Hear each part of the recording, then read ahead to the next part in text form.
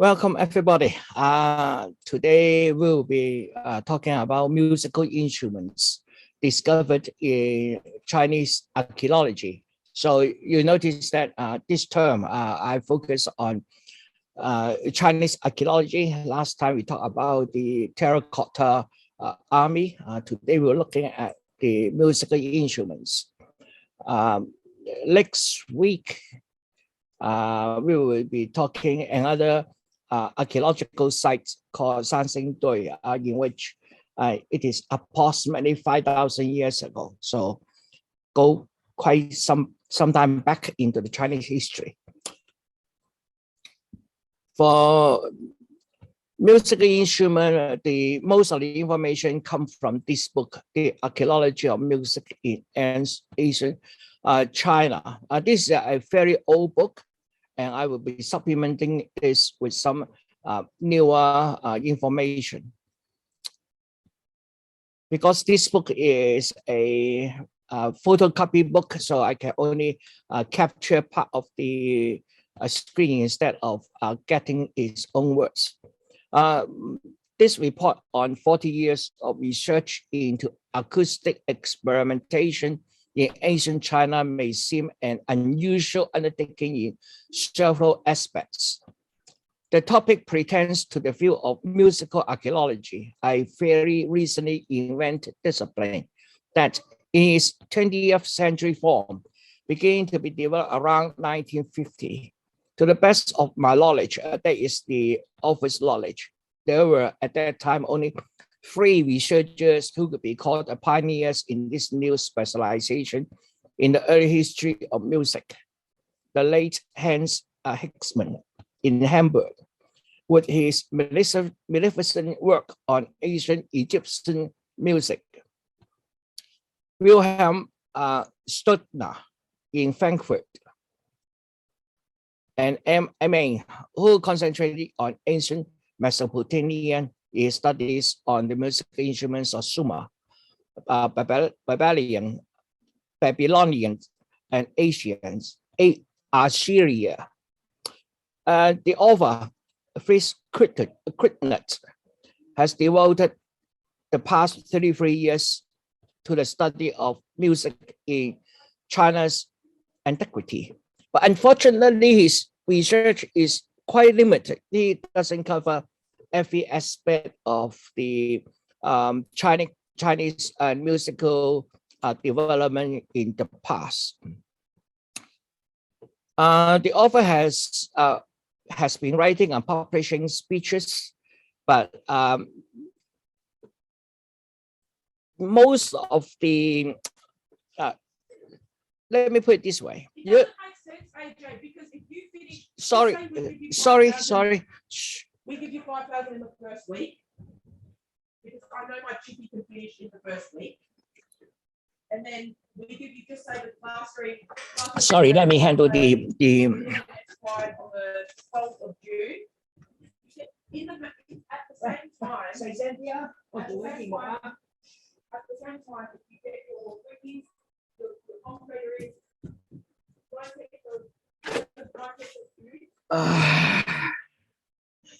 I feel argument with my ventilation builder at the moment. Troublesome. Anyway, let's come back here. There's not a lot of people doing musical research, archaeology at the time, but the situation has changed quite recently. The author focused on a few objects which are preservable. For example, bronze bells.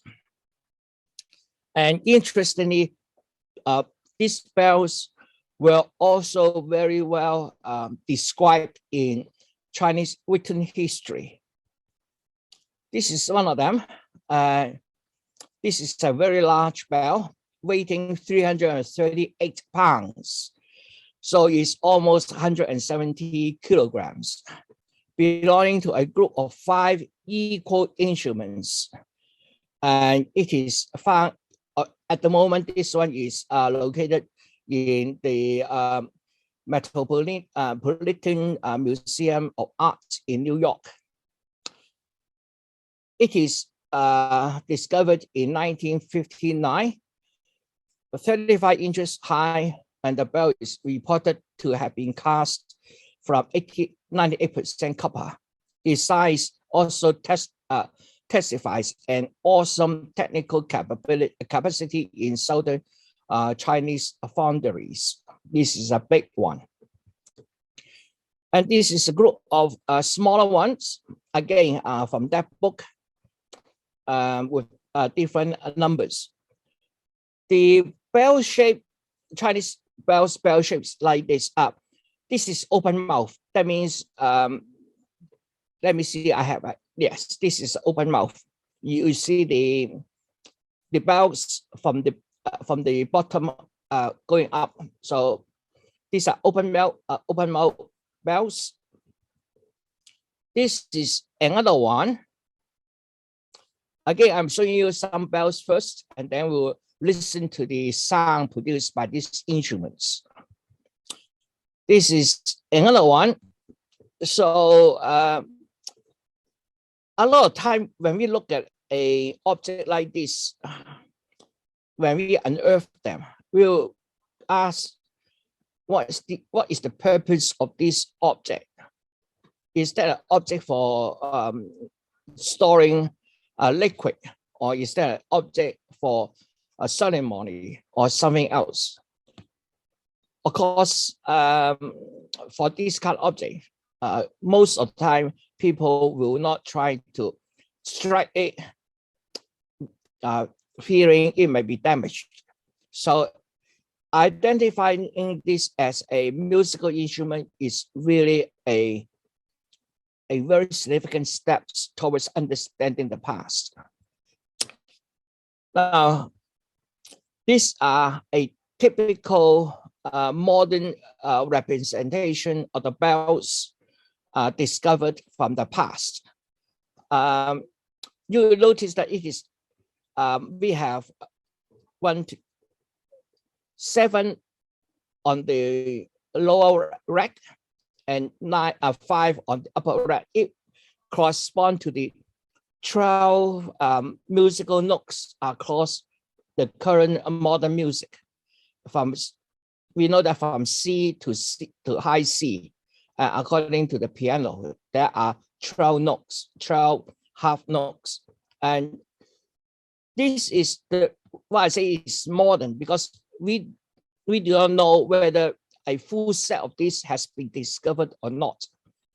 Without having a full set, people try to imagine that at that time, the Chinese music has already go into the 12 semitones across an octave, which might not be the case. Let me play you a music using these bells.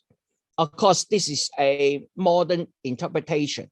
Now, in the back, we see a number of bells here. At the bottom are the large bells, which are lower tones. At the very top, there are the higher tone bells. And there's a player behind all these bells. On the other side here, we have a drum. And we have other string instruments, 2 string instruments, and then 2 flute type instruments, the wind type instruments. On here, the white thing here is also a number of stones which have been carved in a special way to produce a series of different sounds. So this is very much a bell music. When I was in Xi'an 3 years ago, every day in their city, in the gates of the city, they will play a very short version of this. So if we have an opportunity to go there, we can enjoy this once more. Anyway, let me play this. By the way, the URL is at the bottom here. So later on, I will make these videos available on YouTube, and I will send out the links to the course coordinators so that they can pass it over to you.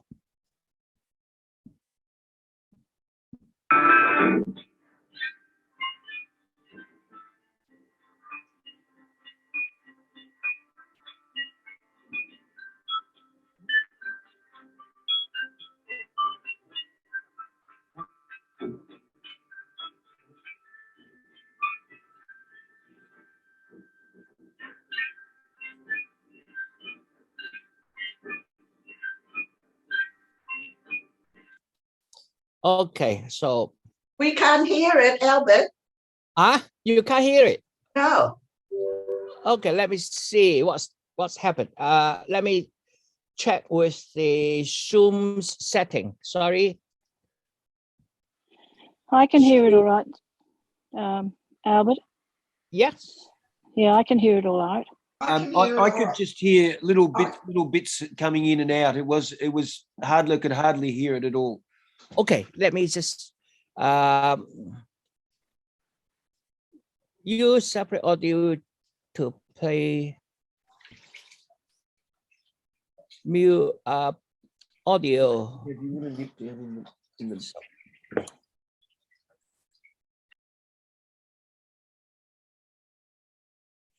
Okay, let me just play it again, see whether it improves.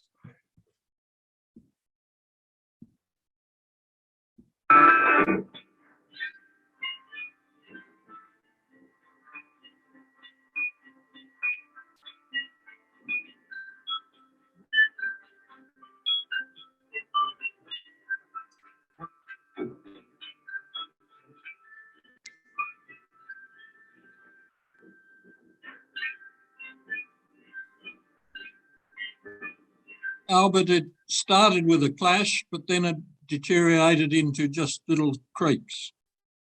Started all right. Oh, only very briefly. It's just sort of very faint sounds that sort of go in and out. I don't think it's that we're getting the normal sound. It's Okay, sorry about that. So no, I can do is I will skip this one and then will let you guys when I upload the video, we might do it a little bit better. Okay, let me just move on. Fruits. This is a 9,000 years old fruit made from the leg bone of a cane. We found several of these in different parts of China. Of course, some are broken. Again, let me see whether you can hear this one then.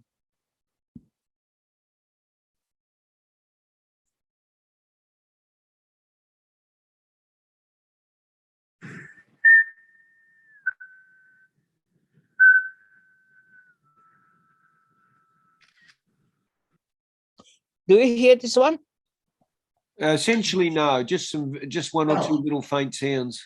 Yes. Okay. So unfortunately, I don't know what happened to Zoom. Okay. Another kind of instruments we discovered very early is instruments made with pottery, with different holes there.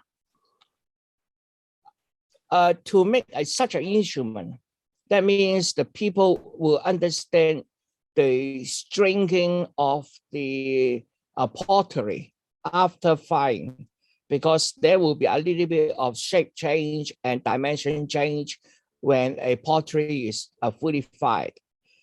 And the holes have to be made before it is fired. When it's fired, it will be too hard.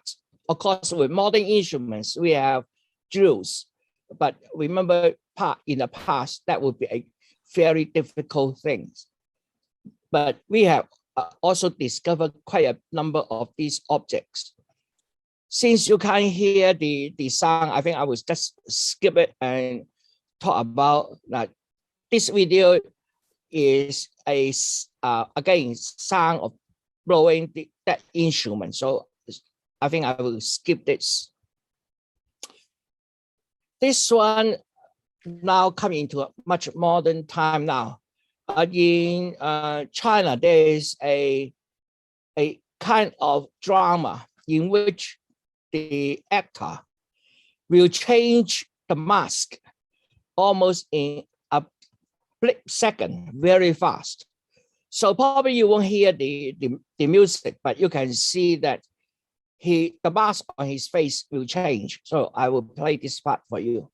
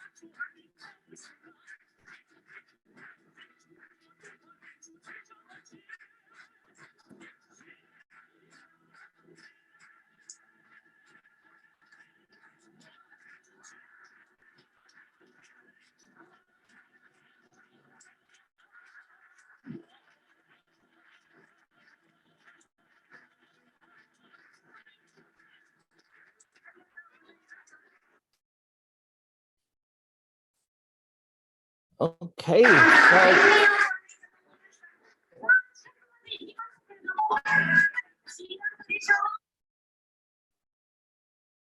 next one, come on.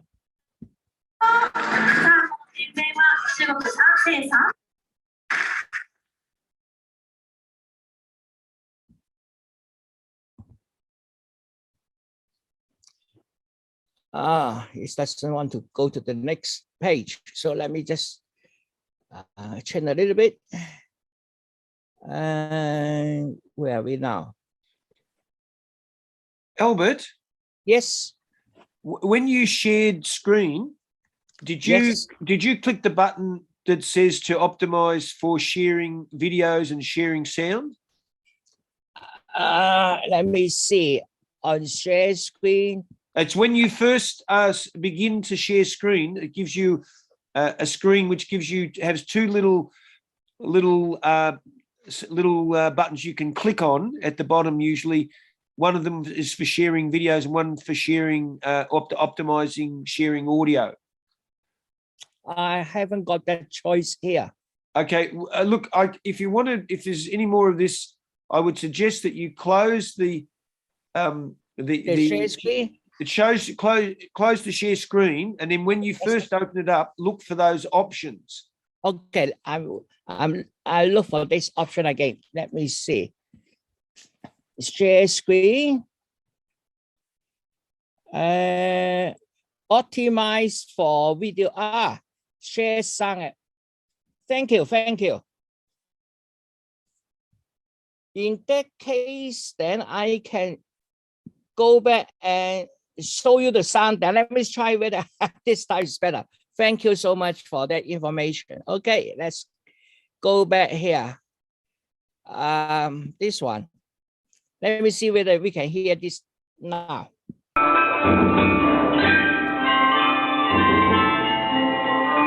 Yes, we can hear it. Thank you. Yes.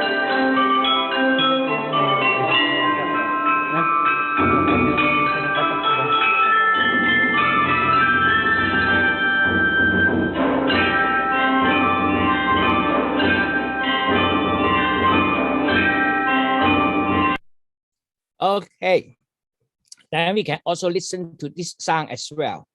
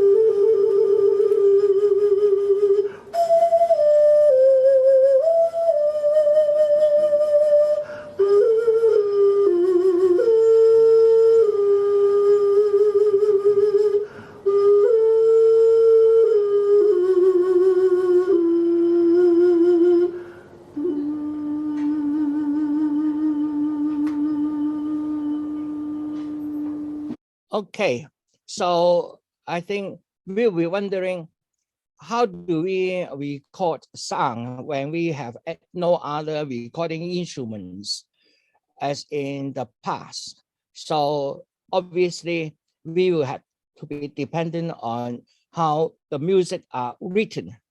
So in the West, we have the 5 horizontal lines, and we have the musical notation, which is fine. But how about in China? Well, this is one of the songbook from the Song Dynasty. So that will be about Song Dynasty is about 1000 AD. It is read vertically, like all Chinese, and it's read from right to left. So from this direction towards the other direction, from right to left.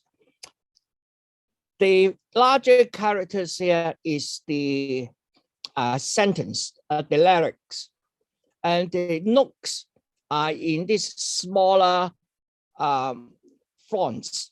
All these smaller fonts represent the notes. I will show you actually how the notes are written.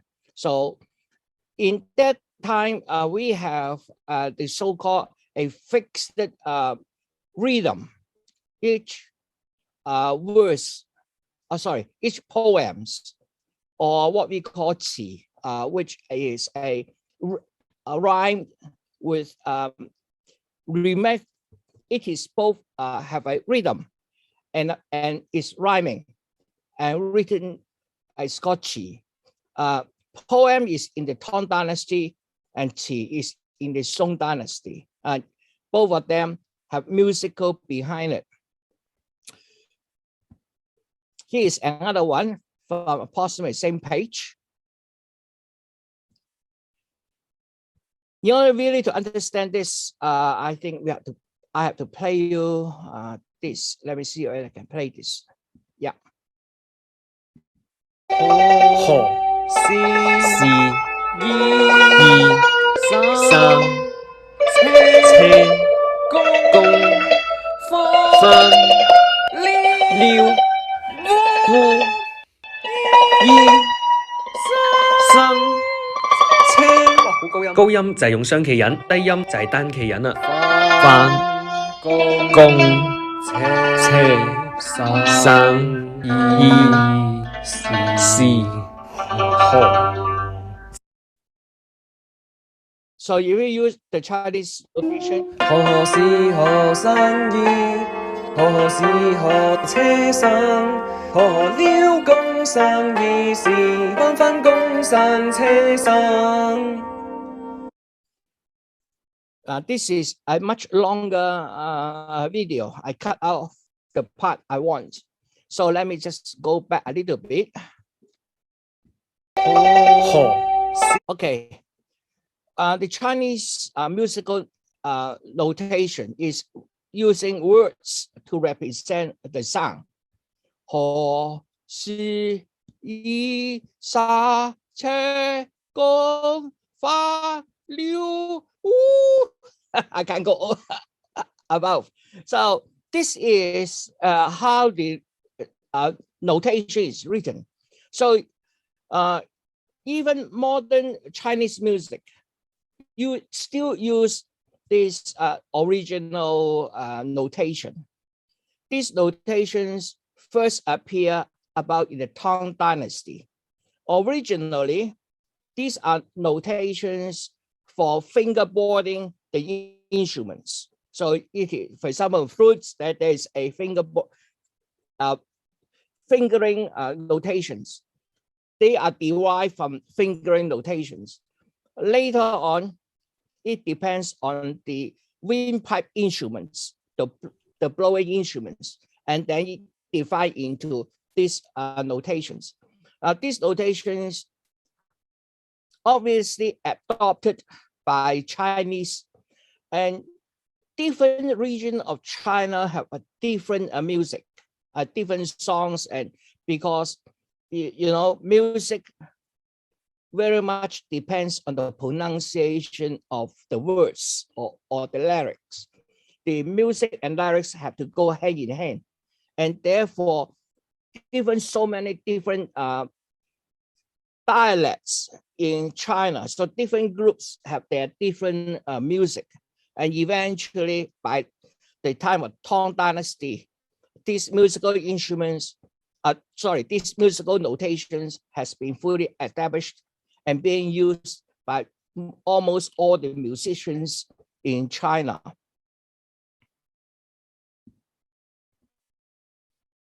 The oldest known written music has been discovered is at 1155 to about 1221. This is a very broad range. It is almost 70 years because we only identify the author of that musical notation. We don't know when it was made. And it is the oldest known manuscript we have discovered. Is there any older manuscript? We don't know. So we estimate that the Chinese written music at least is over 1,000 years old, at least. This is discovered in a book written by this guy, okay? The reason that this is available, because first of all, he is a poet. He's wealthy. As well, he likes music. And he has a friend who actually is a printing press, is a publisher, put it that way. And therefore, he can personally supervise how this page is being crafted on a wooden block and then printed using the wooden block. And therefore, we have a few pages of this discovered. So let me go back a little bit and talk about the Chinese poem. Chinese poetry divided into different dynasties. In the Tang Dynasty, it is mainly poetry. In that kind of poetry, it is very strict in terms of number of characters and in terms of how the characters are rhythm, and where the rhyme have to come in. We know in poets, we have to make the poets rhyme so that it is singable. It becomes a song. Simply put, we can divide all Chinese sound into two types of sound.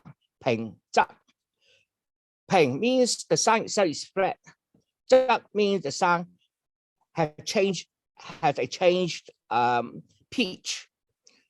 Chinese characters are very much musical. It has tonal difference. And so this ping zhak is also a tonal difference. The best way is for me to demonstrate to you how it sounds. This is a poet by a very famous poet, Li Ba. The first two lines here represent the whole poem itself. So it's a very simple 5 characters per verse and only 4 verses.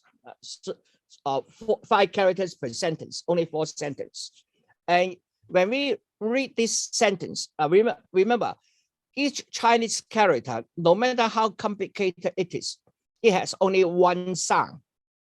So unlike English, you may have Australia, although Australia is a word, but you have several sounds on it. But Chinese doesn't go like that. It is one character, one sound. And for this, it has to rhyme in the first, second, and fourth. The last word of the sentence must rhyme. So the first sentence, the last word will rhyme with the second sentence, last word, and will rhyme with the final sentence, final word. So there are 3 winding sound here. And you also have to satisfy the ping zhak. So this one, when you read it out, it should be 平平仄仄平仄仄仄平平仄仄平平仄平平仄仄平. Let me try it again with a little bit of rhythm. 平平仄仄平仄仄仄平平仄仄平平仄平平仄仄平. You see, there's a rhythm in the characters. So there is a deep requirement of any Chinese poem, at least classical. So I will read this out to you, see whether these rhythms actually there. 床前明月光，疑是地上霜。舉頭望明月，低頭思故鄉. So we have this rhythm here as well. So by looking at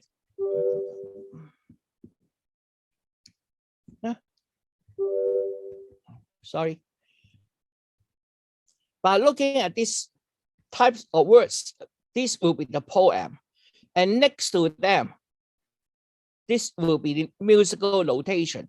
The musical notation have changed a little bit because of the written style, but we have already shown you the Chinese musical notation is something like this. So we are now a little bit more knowledge about how that will be sung in the old days. It will be a music. In old China, we have the place which is known as, it's called the Red House today in Australia, where you have women there serving the man, making the man feel wonderful, put it that way. Okay, some of these women will also sell their body. That means prostitute, but a lot of them isn't. A lot of them only do singing, dancing, and then sit with the guests for wine or tea and talk. So this kind of places has been available in China for very long time, even in the Tang Dynasty, or even before that. In those times, people who can read and write, and they can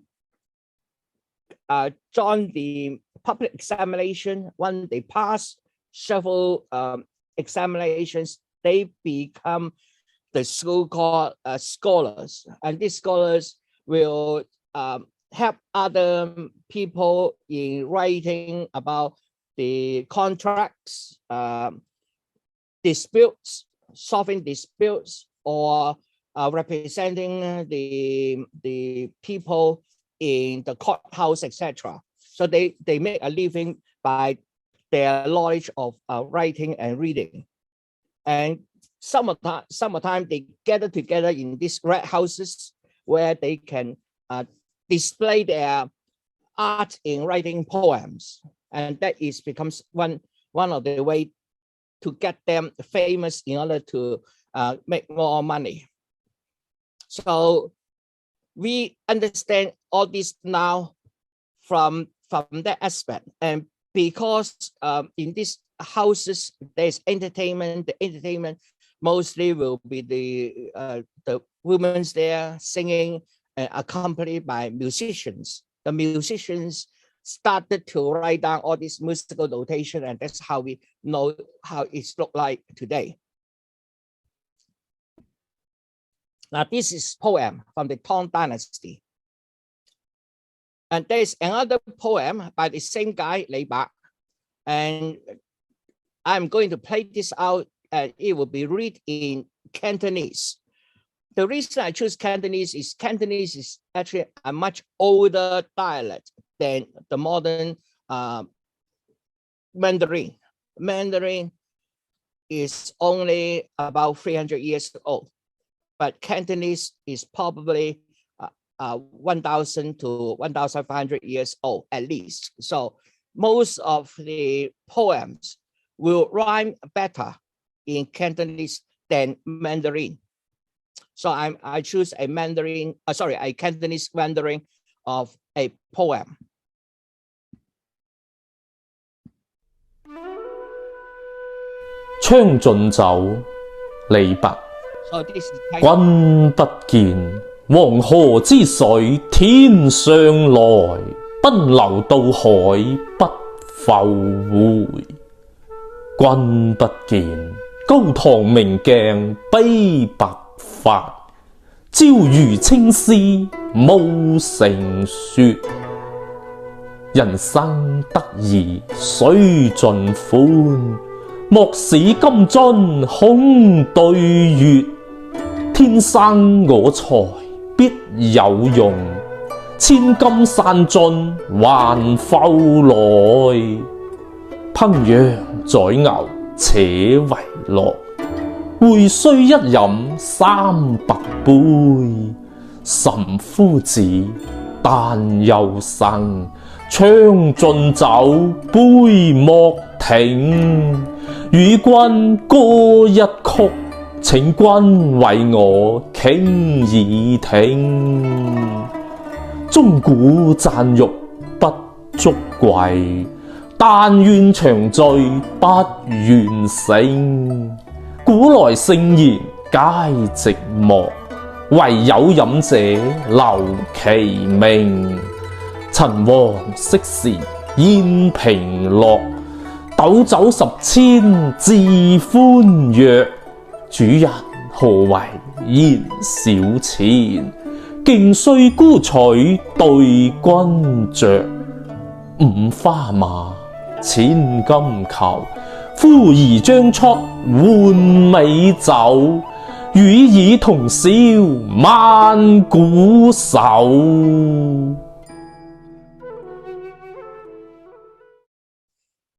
So you notice when the how we call it, the one who recites the poem, you also hear the rhyming and the rhythm. So let's put this into a modern music. In order to introduce this, I will first again read you the lyrics in Cantonese, and then I will play you the modern music rendering the same thing.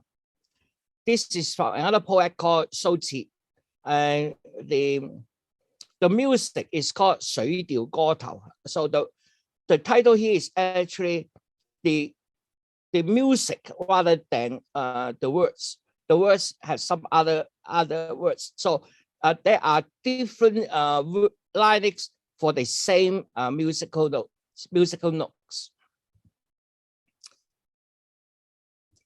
So this is the second version of this musical rhythm. It has two parts. The first part is nine sentences with 4 flat 平音, and then 2 側音. And then we have 10 verses, which is 4平, 兩押. Come on, let me just read it to you first. 明月幾時有？把酒問青天。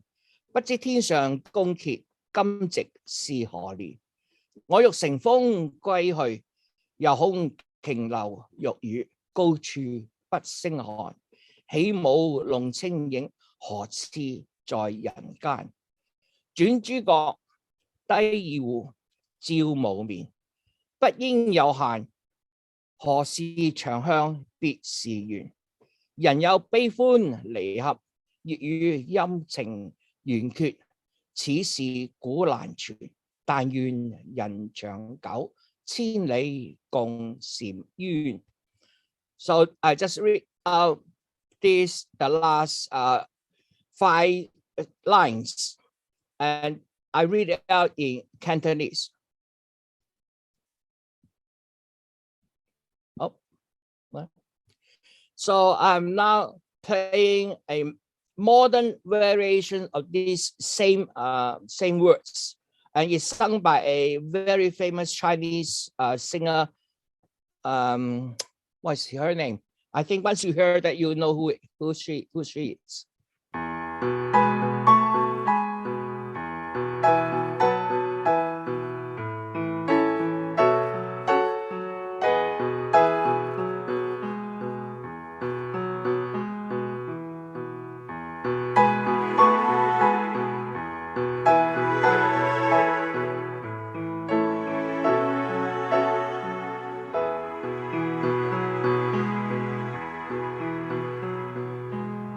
明月几时有？把酒问青天。不知天上宫阙，今夕是何年？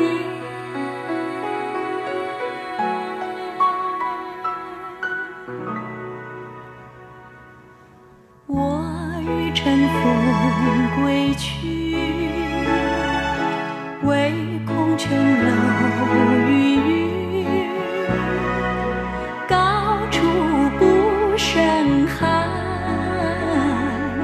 起舞弄清影，何似在人间？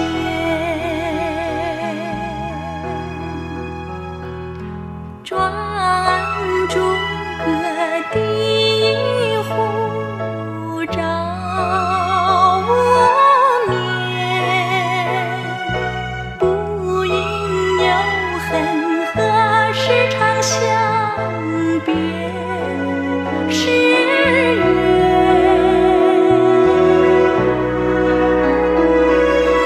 人有悲欢离合，月有阴晴圆缺，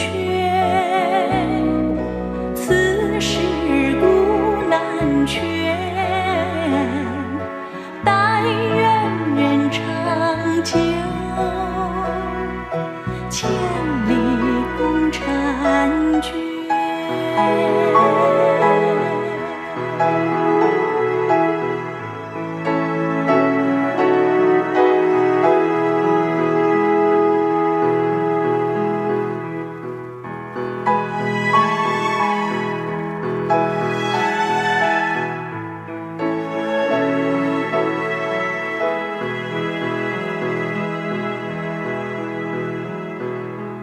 转朱阁地户，照无眠。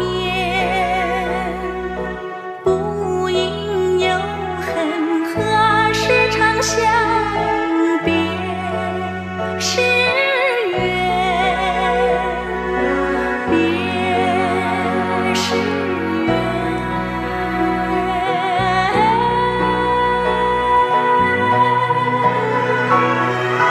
人有悲欢离合，月有阴晴圆缺，此事古难全。但愿人长久，千里共婵娟。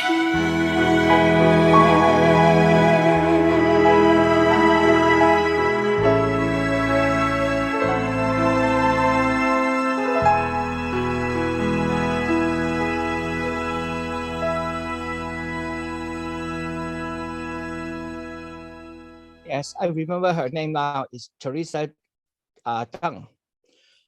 Okay, I think this is all I prepared for you, and then I welcome any questions. Please unmute yourself. You want to ask a question? Anyone? Albert, it's Di Yeah. here. What was the musical instrument that the man was playing that was, he was holding with two hands, the little one? Thổ Bùn. I don't know how to translate into English. It is a little. I have one myself, but unfortunately, because I have moved my study, so I can't show you mine.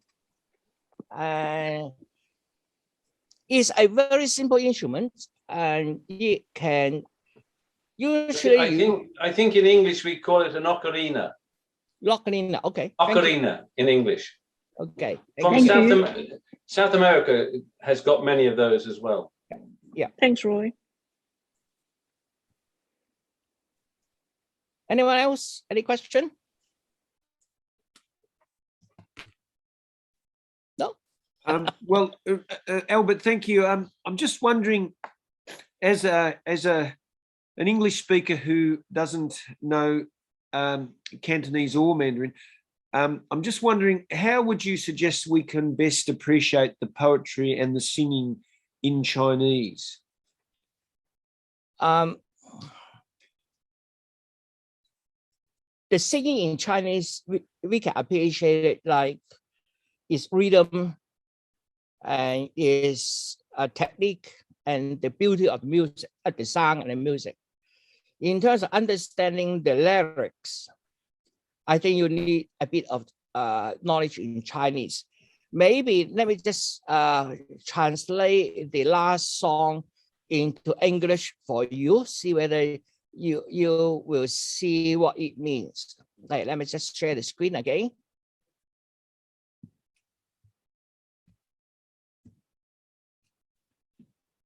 Okay, reading from the third line. The first 5 words is a question. 明月幾時有? A bright moon. When do we get it? The next 5 words is 把酒問青天. We hold up the wine and ask the sky, or ask 不知天上宮闕. We don't know what is the time in the heavenly palace. 今夕是何年? What year is tonight? So that is a opening, talking about the moon and then asking the sky, how are you? What in the sky, and what is the date of tonight, or in which year is tonight? And then you go back to the earth part, go back to us. 我欲乘風歸去. I would like to ride the wind to go back. 又恐瓊樓玉宇. But I'm afraid it is so beautiful. 高處不勝寒. It will be cold up there. 起舞弄清影. I'm dancing, and I'm dancing playing with my shadow. 何似在人間? Does it look like we are on earth? So that is the second line here. Then we come to the second part of the verse. So you notice the music has changed. Suddenly it becomes a different movement. So this is the first movement. That is the first two lines, the first movement. And when Teresa Tan repeated this, she does this is A, B, B. Repeat the second movement. So we are now into the second movement. The second movement is 轉諸角，低耳戶，照無眠. I'm unrest on my bed, thinking, and then the moonlight shine on me. I can't sleep. And then 不應有恨，何事長向別時圓? It shouldn't be regretful. Everything have, sometimes it's a full moon, sometimes it's a new moon. 人有悲歡離合. Humans have joy and sadness, together and separation. 月有陰晴圓缺.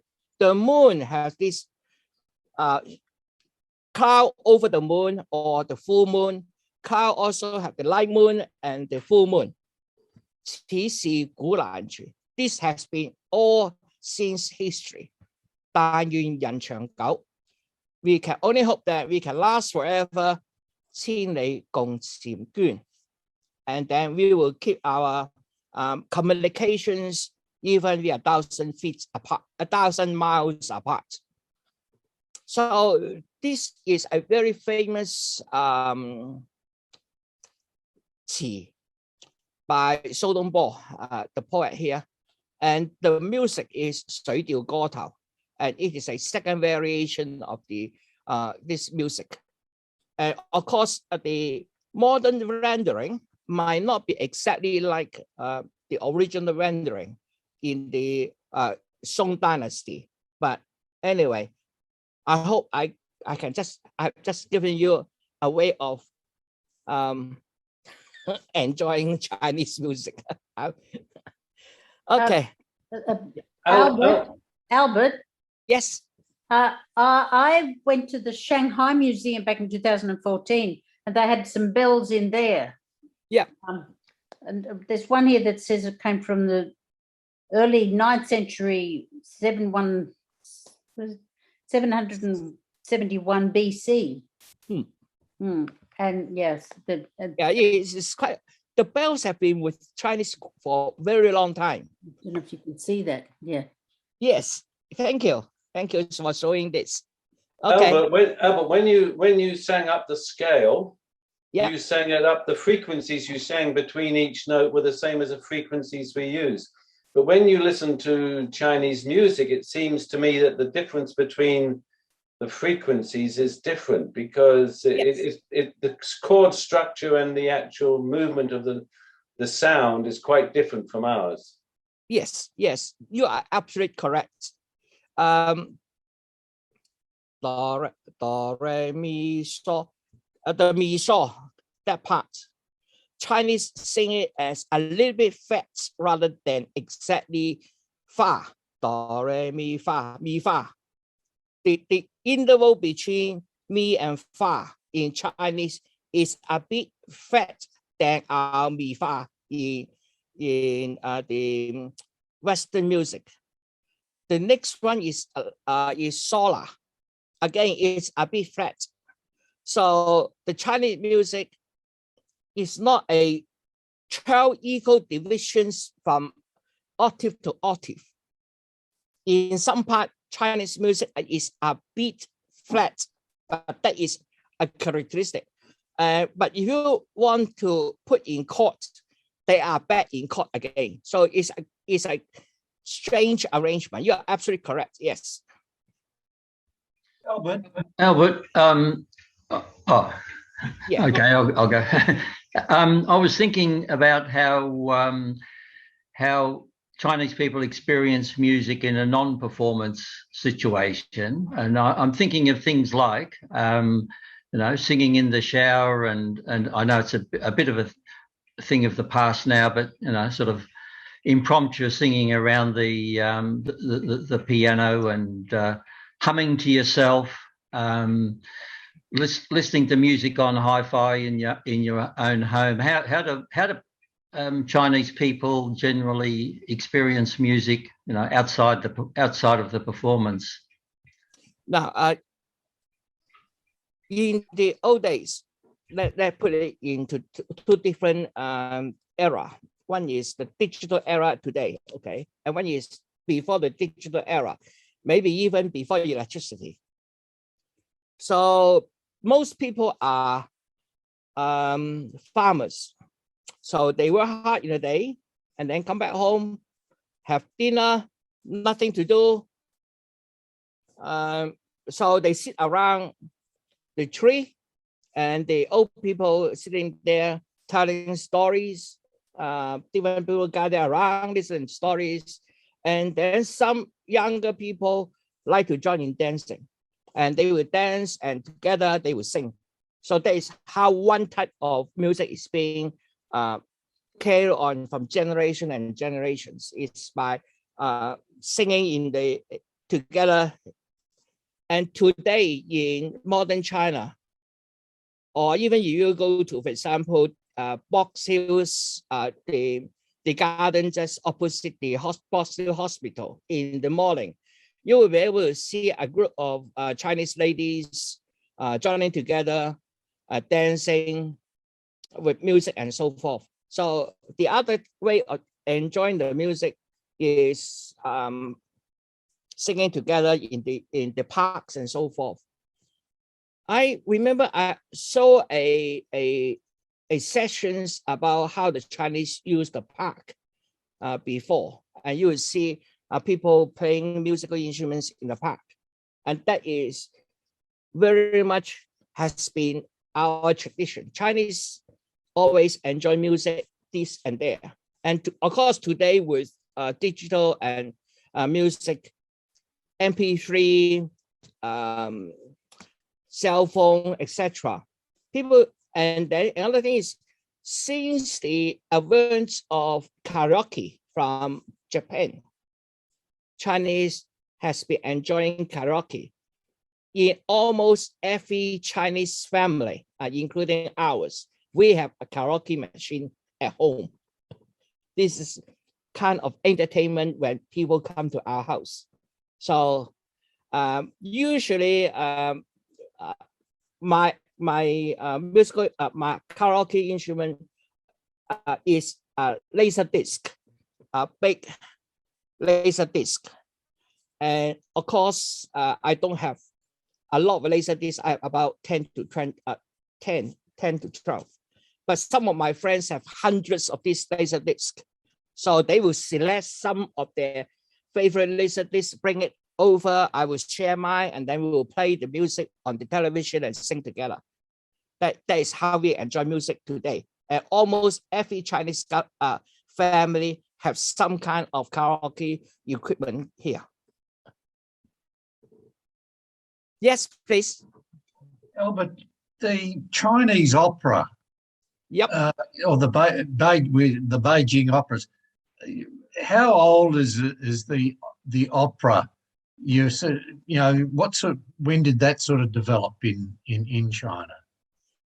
I don't know much about the opera in other places outside of Canton. I'm a Cantonese, so I know more Cantonese than the rest. In the Yuan dynasty to us is when the Mongols conquered Europe. They conquered China first and established our Yuan dynasty. And then they proceed onwards and then conquer other parts of China. At that time, we already have opera, different opera groups singing. And these opera groups, because of their training, they are almost kung fu like. They know a bit of weaponry, a bit of kung fu. And at that time, because of being conquered by the Mongols, not exactly the Han people, so they becomes groups moving around the country, promoting a resistance towards the Mongol people, and they started bringing this opera type of opera to different parts of China. And the Cantonese opera before that is already fully established, but because of this conquering by the Mongols, the Chinese opera people also move around and get intermingled with the rest of the opera group, and there was a fusion occur at that time, and then established the new form, which eventually returned back to Guangdong and get developed. The Chinese opera is usually historical stories. That means the aim of telling people what happened in history, why this is considered a hero, why he is considered a traitor, etc., is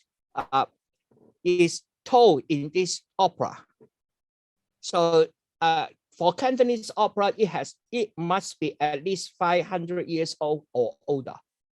But how old is the say the Beijing opera? I don't know. A different actually we have many different versions of opera. Almost every province have their own different version. Even in Cantonese, there are at least, to my knowledge, 3 to 4 different types of opera. Thank you.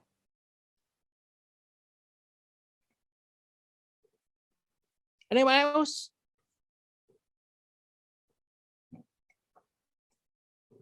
No? Okay, next week we will be on a special discovery. This discovery indicate that in China, we have more than one civilization started early and then later on merged together. And the civilization I will be talking next week date back about 5,000 years. And at that time, they were very good at making bronze and gold masks. So, but this is a discovery in 1978, I think. So we will see. Okay, and if there's no more questions, then we will call it a day. And thank you so much for listening. We'll see you next week. Before you go, Albert. Thanks, Yes. Albert. Albert, before you Yes. go, I wanted to ask you a question about your presentation. Yes. You've got a large arrow. How did you get the large arrow? Arrow? You mean my cursor? Your pointer, yes. Yes. I'm using a Macintosh. Okay. In the Macintosh, there's a setting to change your cursor size. There is a setting under the Maybe just- system that I'm using as well, under Windows, but it doesn't carry across when you do a when you move across to sharing. Yeah, but I'm using a Macintosh, so Okay, that probably explains it. Yeah. so the Macintosh has a way of for me to change the cursor size, because I understand a larger cursor is easier to find on the screen. That's why I changed it to large cursor. Under Windows, you can do the same thing, but it doesn't go across in Zoom. yeah. But in Macintosh here, it goes across every apps, so I don't care. I don't see any difference between the cursor size. Right. Okay. Thank you. Thank you. Bye bye. Yeah. Thank you. Bye bye. Bye bye. Have a good week. You too. Thank you. Bye bye.